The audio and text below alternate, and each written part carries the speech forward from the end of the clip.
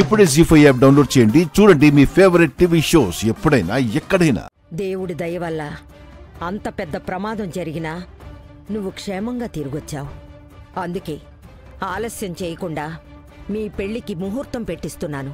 Sorry నానమ్మ, ఈ పెళ్లి నాకు ఇష్టం లేదు.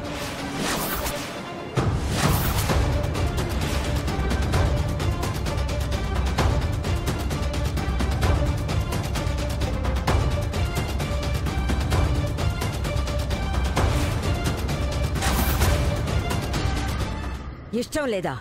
ఎందుకు? కారణమేంటి? నాకింతకు ముందే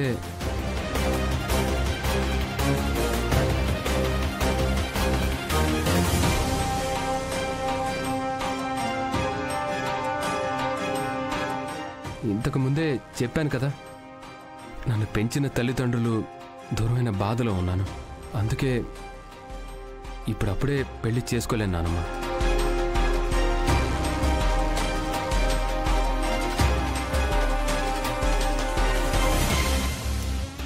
చూడు పృథ్వీ, నువ్వు చావు చూసిన ఇంట్లో నుండి వచ్చావు. నీ మనసు మారాలంటే మన ఇంట్లో శుభం జరగాలి.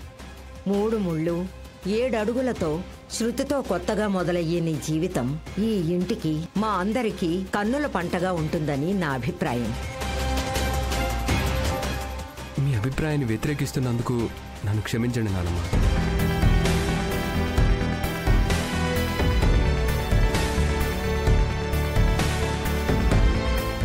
నేనింకా పాత జీవితం నుండి బయటికి రాలేదు. నా కళ్ళ ముందే నా మనసులో ఇంకా వాళ్ళ జ్ఞాపకాలు తిరుగుతూ ఉన్నాయి. వెంటనే అంత త్వరగా బయటపడ్డం నా వల్ల కాదు. పోనీ ఈ ముహూర్తాన్ని కొన్ని రోజులు వాయిదా వేయమంటావా? వాయిదా వేయటం కాదు, పూర్తిగా రద్దు చేయండి. అయినా నేను ఈ పెళ్లి చేసుకోలేను. దయచేసి నన్ను అర్థం చేసుకోండి.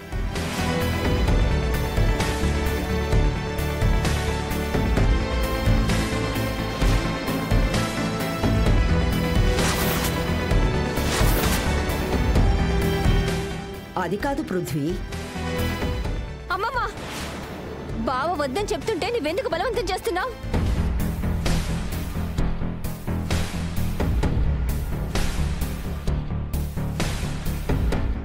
బావని నేను ప్రేమించాను కానీ బావ నన్ను ప్రేమించాలని రూలేం లేదు కదా. నువ్వు అత్తయ్య ఈ ఇంట్లో వాళ్ళందరూ దూరమైన బావ గురించి మాట్లాడుతున్నప్పుడే నేను బావ గురించి తెలుసుకున్నాను. కనీసం నేను ఫోటో కూడా చూడకుండా గుడ్డిగా పిచ్చిగా ప్రేమించాను.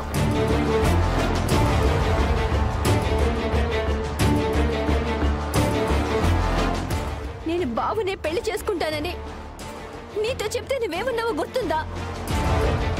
నీకేమీ దిగులొద్దు, నేనే దగ్గరుండి నీ పెళ్లి చేస్తానని నువ్వు మాట ఇచ్చావు. ఇప్పుడు నీ మాట ఏమైంది?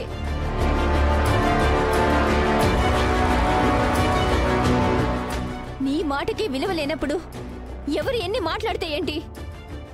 బావ మనసులో ఏముందో తెలిసిన తర్వాత ఎన్ని అనుకుంటే ఏముంది? పృథ్వీ బావ భారీగా బ్రతకాలనుకున్నాను. ఇప్పుడు అవకాశం లేనప్పుడు నేను బ్రతికి ప్రయోజనమే లేదు. ప్రేమించిన మనిషి దక్కకపోతే అసలు అసలు నా ప్రాణాలకే విలువ లేదు బావా. నేను బ్రతకను, నేను బ్రతకను. శృతి,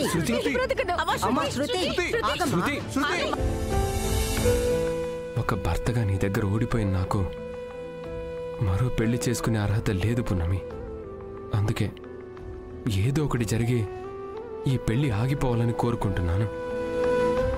నువ్వెక్కడున్నా సరే నిన్ను వెతుక్కుంటూ వచ్చి మాట్లాడాలనుంది పున్నమి. మనస్ఫూర్తిగా నీతో నా బాధలన్నీ పంచుకోవాలనుంది. ఎక్కడున్నావు పున్నమి?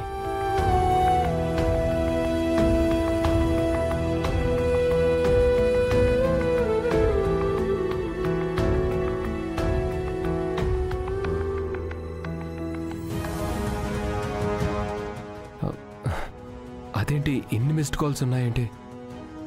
ఎవరై ఉంటారు?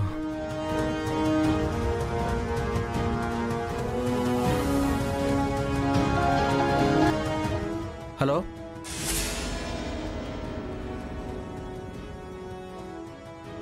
ఫోన్ స్విచ్ ఆఫ్ అయిపోయింది. కాల్ లిఫ్ట్ చేసే లోపే ఛార్జింగ్ అయిపోయింది. ఈ ఫోన్లన్నీ మెయింటైన్ చేయలేం. బండిలో ఛార్జర్ వేసుకొని తిరగాలేమో. షట్.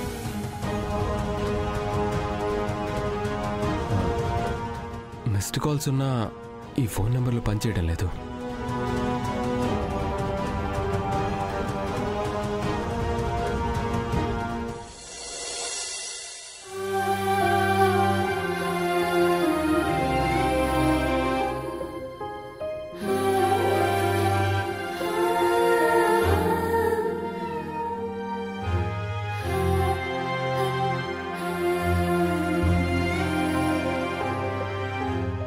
అమ్మా, ఇదిగో ఈ యాపిల్ తినండి. నాకేం వద్దు, నేనేం తినను. తినమ్మా. వద్దంటే ఎలా? ఖాళీ కడుపుతో టాబ్లెట్ వేసుకోకూడదు. నాకిప్పుడు మందులు వైద్యం కన్నా నా వకీల్ సాబే ముఖ్యం.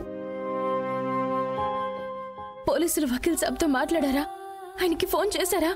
ఇంకా లేదనుకుంటా. పోలీసులు అదే పనిలో ఉన్నారు. నెంబర్ కలవట్లేదని ఒకసారి, ఫోన్ తీయట్లేదని ఒకసారి చెప్తున్నారు. ఎందుకు తీరు నర్సమ్మ? అది మా వకీల్ సాబ్ నంబరే. పోలీసులు కావాలని అబద్ధం చెప్తున్నారు. పోలీసులకు నీ మీద ఏం కక్ష లేదమ్మా అబద్ధం చెప్పడానికి. వాళ్ళ పని వాళ్ళు చేస్తున్నారు. నీ భర్త ఫోన్ లిఫ్ట్ చేయకపోతే అది వాళ్ళ తప్పెలా అవుతుందమ్మా? తప్పో ఒప్పో, నా వకీల్ సాబ్ని నేనే వెతుక్కుంటాను. నేరుగా నేనే వెళ్ళి మాట్లాడతాను. అమ్మా, నేను చెప్పేది విను. నువ్వు టోటల్గా రెస్ట్ తీసుకోవాలి, కదలకూడదు. ఇన్ని రోజులైనా మీ భర్త రెస్పాండ్ కావట్లేదంటే ఆయన కూడా బస్సు ప్రమాదంలో మరణించుంటాడు. లేదు డాక్టర్ గారు, వకీల్ సాబ్కి ఏం కాదు. దయచేసి మీరు మళ్ళీ మళ్ళీ అదే మాటని చెప్పొద్దు. నా వకీల్ సాబ్ బ్రతికే ఉంటారు.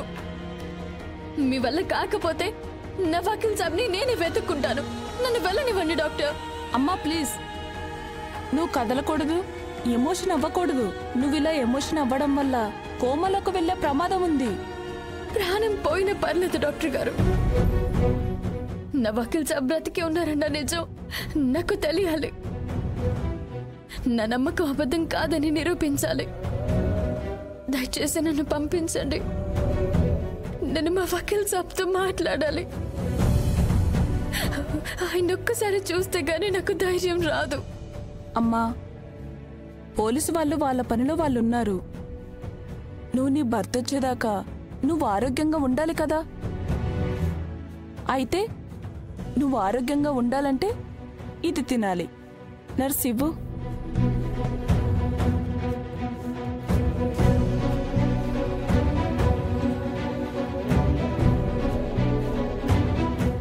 తినమ్మా. జీ5 యాప్ డౌన్లోడ్ చేసి అన్ని ఎపిసోడ్స్ పూర్తి ఉచితంగా చూడండి.